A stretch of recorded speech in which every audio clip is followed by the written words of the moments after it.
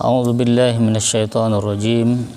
Bismillahirrahmanirrahim. Assalamualaikum warahmatullahi wabarakatuh.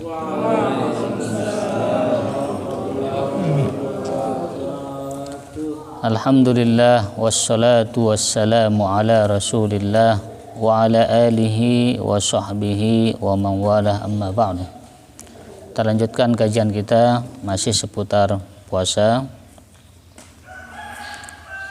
Pada pertemuan ini kita akan membahas perkara yang cukup penting juga di dalam masalah puasa, yaitu uzur-uzur yang menyebabkan orang boleh tidak melaksanakan ibadah puasa. Jadi apa saja sebab atau uzur orang baru boleh tidak melaksanakan ibadah puasa Ramadan. Di antaranya dalam pembahasan ini masuk pada pasal yaitu orang yang hamil atau orang yang menyusui. Perempuan yang sedang hamil atau perempuan yang sedang menyusui. Ini terkadang banyak menjadi pertanyaan di kalangan masyarakat.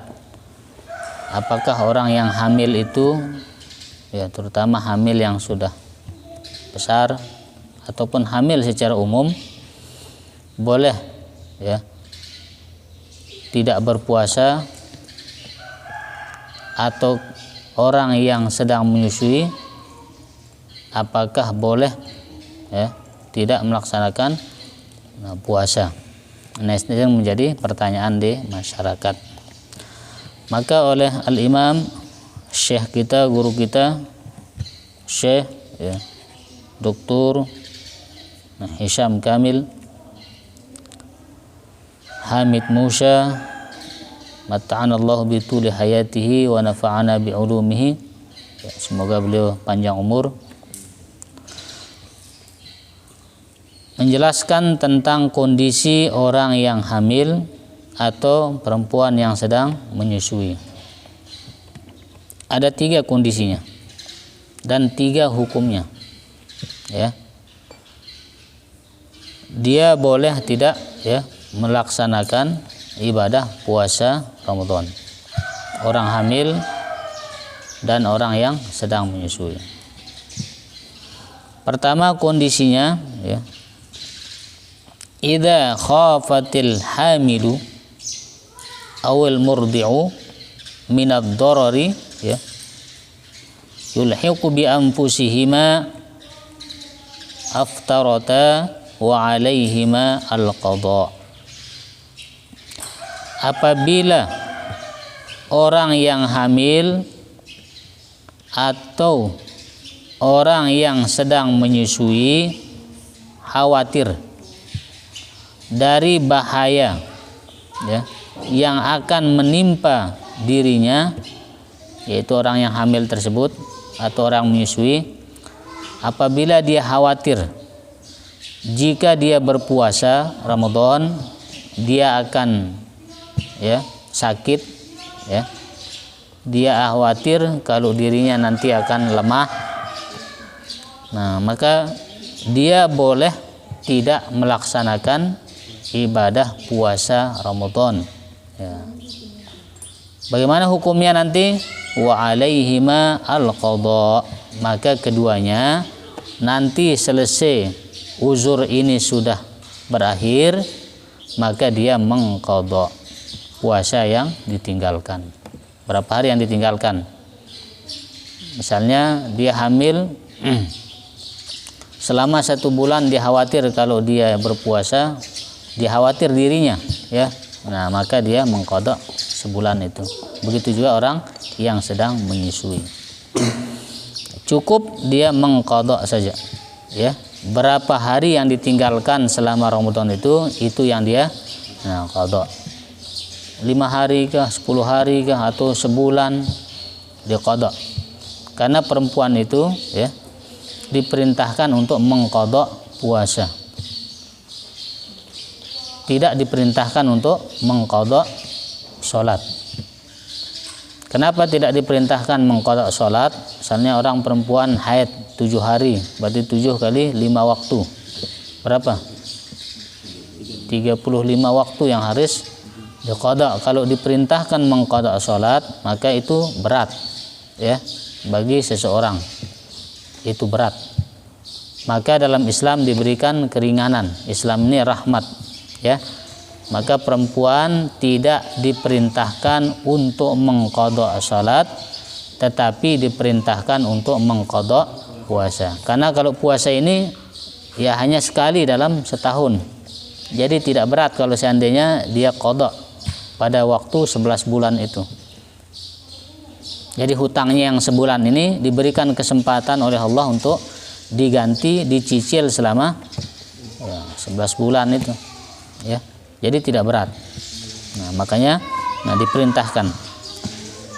Yang kedua, jika orang yang hamil atau orang yang menyusui ya, khawatir, takut ya, atas dirinya dan atas bayi yang sedang dalam kandungannya, atau khawatir terhadap bayi yang sedang disusui ya. Misalnya kalau dia puasa, dia khawatir dirinya lemah, nanti berpengaruh kepada janinnya di dalam perut, takut bahaya terjadi apa-apa. Atau seseorang yang sedang menyusui, kalau dia puasa Ramadan, dia khawatir takut air susunya kurang, nanti berpengaruh kepada anaknya yang sedang disusui itu. Maka dia khawatir pada dirinya dan pada anaknya itu, janin ataupun anak yang sedang disusui itu. Maka dalam Islam ya, yang dianjurkan bagi kedua ini adalah dia boleh ya tidak melaksanakan ibadah puasa ya, yang keduanya tadi ya, maka dia cukup mengqadha saja ya. Dia cukup mengqadha. Fa alaihima al-qadha. Nah, dia cukup mengqadha jika dia takut kepada dirinya dan khawatir kepada anaknya. Jadi dua hal ya. Seorang yang sedang hamil pertama ya, dan menyusui, apabila khawatir terhadap dirinya, dia tidak khawatir kepada janin ataupun anaknya, dia hanya takut pada dirinya, maka dia mengqadha saja. Kondisi yang kedua, apabila ada orang hamil atau orang yang sedang menyusui, dia khawatir ya pada dirinya dan pada anaknya atau janin yang sedang dikandung, maka dia juga cukup mengqadha ya. Dia cukup mengqadha berapa hari yang ditinggalkan itu. Hukum yang ketiga, apabila ada orang yang hamil ya, atau sedang menyusui,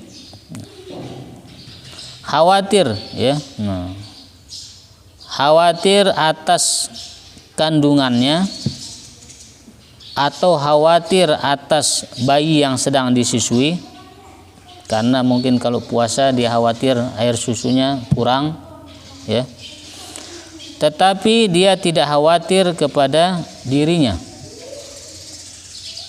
Paham ya? Yang dia khawatirkan hanya janinnya yang ada dalam perutnya, atau yang dikhawatirkan anak yang sedang disusui itu ya, yang sedang disusui itu. Itu saja. Dia tidak takut pada dirinya, tidak khawatir pada dirinya sendiri, baik yang hamil ataupun yang menyusui itu. Maka di dalam Islam dia boleh ya tidak melaksanakan ya, ibadah puasa ya, tetapi fa'alaihima al-qada'u wal fidyatu.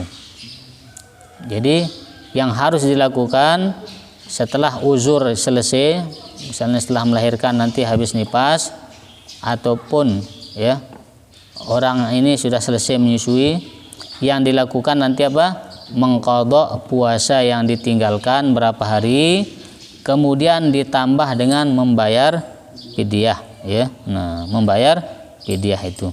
Nah, jadi 1 hari yang ditinggalkan berapa? Dibayar 1 mud, seukuran 600 gram. Nah, ini ada 3 hal, 3 kondisi, ya, bagi perempuan yang sedang hamil ataupun perempuan yang sedang menyusui, bahwa hamil dan menyusui itu merupakan salah satu uzur yang membolehkan seseorang muslimah boleh tidak melaksanakan ibadah puasa di bulan Ramadan, tetapi dengan ketentuan yang 3 tadi. Jika khawatir pada dirinya saja, tidak khawatir pada anaknya, maka dia cukup mengqadha puasa yang ditinggalkan. Kondisi yang kedua, jika dia khawatir pada dirinya dan khawatir pada anaknya, maka juga cukup mengqadha puasa yang ditinggalkan. Kondisi yang ketiga, jika dia khawatir hanya pada anaknya, pada janinnya, dia tidak khawatir pada dirinya, maka dia mengqadha puasa yang ditinggalkan, ditambah membayar fidyah berapa hari yang ditinggalkan. Setiap harinya dia harus membayar fidyah sebesar 1 mud 600 gram beras atau makanan pokok diberikan kepada fakir miskin. Mudah-mudahan bermanfaat untuk kita dan khususnya kaum muslimah yang mempertanyakan perkara ini. Hadanallahu wa iyyakum ajma'in. Akhirul kalam, wassalamualaikum warahmatullahi wabarakatuh.